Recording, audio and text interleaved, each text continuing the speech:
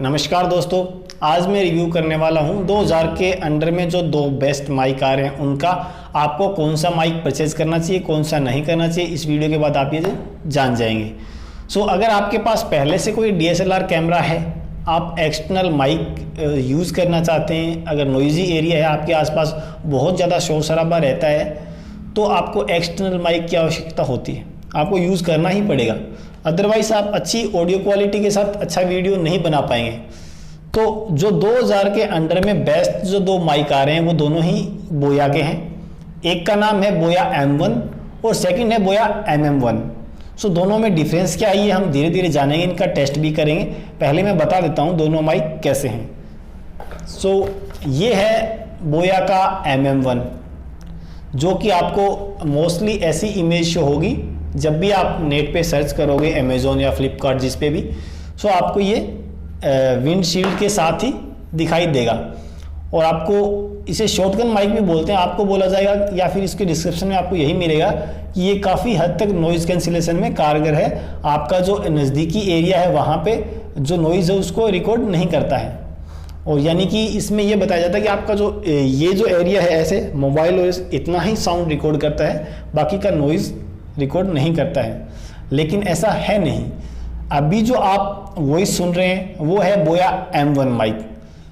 दोनों की audio test करने से पहले मैं इनके साथ क्या आता है वो हल्का सा बता देता हूं, क्योंकि मेरा पर्पस अनबॉक्सिंग करना नहीं है, डायरेक्ट इसकी ऑडियो क्वालिटी पे ही जाना है। अगर आपकी ऑडियो क्वालिटी अच्छी नहीं है तो एसेसरीज आपके कोई काम की है नहीं।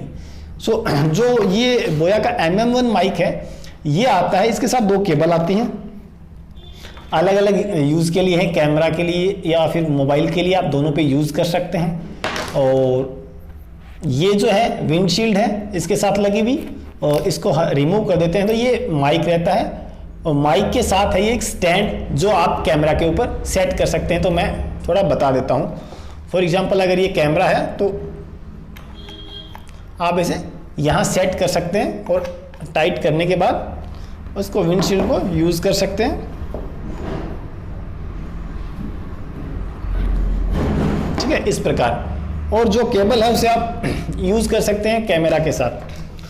इसमें एक फ़ायदा तो ये है कि आपको एक लंबे वायर की आवश्यकता नहीं है, ये फिक्स सेट रहता है, देखने में बड़ा कंफर्टेबल लगता है। लेकिन इसकी ऑडियो क्वालिटी चेक करेंगे तब आपको समझ में आएगा कि क्या ये सही है या नहीं है। अब बात कर लेते हैं पहले M1 की। जो बोया का M1 माइक है वो मोस्टली यूज़ होने वाला है, मोस्टली यानी 70% जो यूट्यूबर्स हैं जो मिलेनियर नहीं है वो बोया का M1 माइक ही यूज़ करते हैं। इसके बेनिफिट क्या है, एसेसरीज पे नहीं जाएंगे। एक्चुअली इसका जो वायर है जो अभी मैं यूज़ कर रहा हूँ, जो ऑडियो क्वालिटी आप सुन रहे हैं वो बोया की M1 माइक की है। तो इसका जो वायर है वो काफ़ी लंबा है, यानी अगर आप दूर कैमरा सेट करके रिकॉर्ड करना चाहते हैं तो कोई इश्यू नहीं है। अगर आप मोबाइल से रिकॉर्ड कर रहे हैं तो इसमें एक बैटरी लगती है, आपको बैटरी डालने की आवश्यकता नहीं है। मोबाइल मोड है इस पे, इसके ऊपर मोबाइल मोड और कैमरा मोड दोनों है। मोबाइल वाला है उस पर लिखा है स्मार्टफोन ऑफ, और कैमरा के ऊपर कैमरा लिखा हुआ है। अगर आप कैमरा पे यूज़ करना चाहते हैं तो आपको बैटरी डालनी पड़ेगी। फर्स्ट टाइम जब आप परचेज करते हैं तो इसके साथ बैटरी आ जाती है।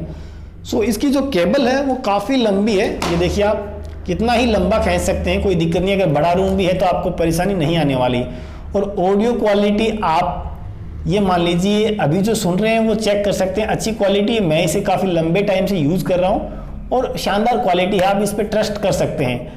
अगर आप इसे परचेज करते हैं और अगर आपको इसकी ऑडियो क्वालिटी नहीं आई तो आप इसे थोड़ा सा सेट एडजस्ट कर सकते हैं। जैसे मैं बताता हूँ, जब मैंने इसे फर्स्ट टाइम परचेज किया तो मेरे सामने एक प्रॉब्लम आई कि जब भी मैंने इसे मोबाइल में डाल के और कैमरा यूज़ करके वीडियो रिकॉर्ड किया तो इसकी ऑडियो रिकॉर्ड नहीं होती थी।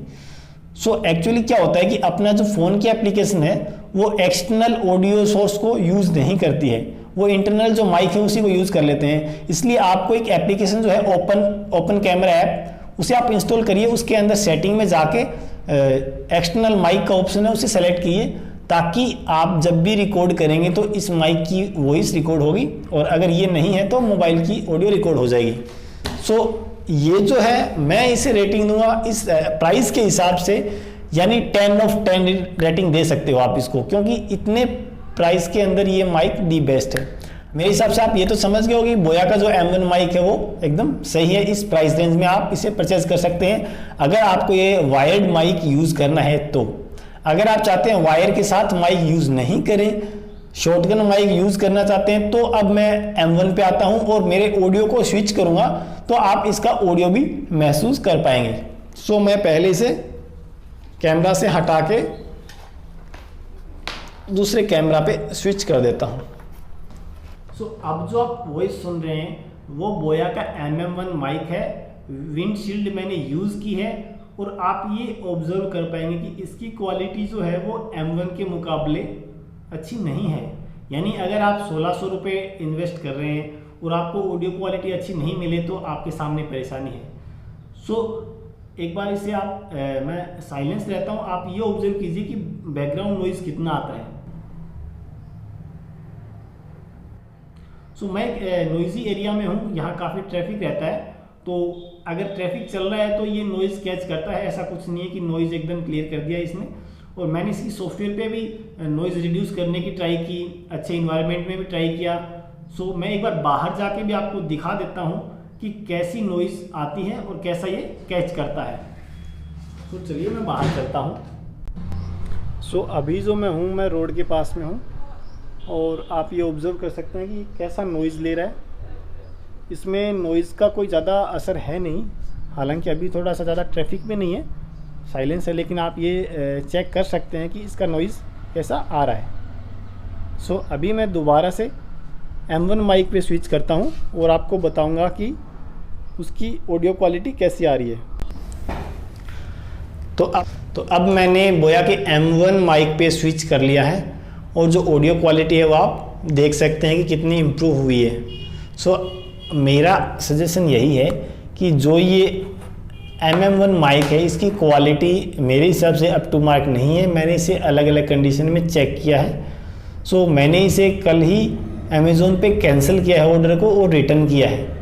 सो जब भी आप इस माइक का अगर अमेज़ोन से ऑर्डर कैंसिल करते हैं तो एक चीज़ ध्यान रखें, आप जैसे रिटर्न की रिक्वेस्ट डालते हैं तो ऑटोमेटिकली दूसरा ऑर्डर लग जाता है जो आपके लिए, यानी कि ये मान लीजिए आपका ऑर्डर रिप्लेस हो रहा है, रिटर्न नहीं हो रहा है। सो मैंने एक कस्टमर केयर को कॉल करके इसे दोबारा से बताया कि भी ऐसा मत करो, मुझे इसकी क्वालिटी के रीज़न के कारण वापस भेजना पड़ रहा है। सो आप इसे इसकी ऑडियो क्वालिटी से अगर आप सेटिस्फाई हैं तो आप इसे परचेज कर सकते हैं। अगर आप वायर्ड माइक यूज़ करना चाहते हैं तो बोया का M1 दी बेस्ट आप परचेज कर सकते हैं।